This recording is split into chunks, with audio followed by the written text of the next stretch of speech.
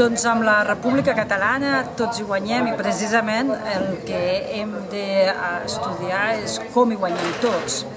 I no només des del punt de vista amb el centre de gravetat a la Catalunya central, per d'una manera, sinó escoltant i entenent quines són les casuístiques i quina és la idiosincràsia que la resta de la nació catalana i els diferents països pensen que s'ha de tirar endavant els seus propis, els seus llurs processos. Per tant, per nosaltres el primer que diríem és un cop som independents, tota l'ajuda possible. El primer que ens ve és la llengua, però hi ha moltes altres qüestions. Per exemple, València-Barcelona és una línia en què els transports, en tot el tema comercial, és enorme i en canvi poc s'explica, no?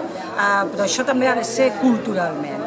Per tant, hi ha d'haver unes polítiques culturals, hi ha d'haver unes polítiques que incloguin les necessitats que hi hagi en cada un dels indrets per articular d'una manera pràctica i no només teòrica aquests països catalans als que tots formem part. Per tant, jo diria que un cop des de la República que escoltar i treballar conjuntament tots plegats des dels diferents indrets, des dels diferents punts del territori de la nostra nació catalana.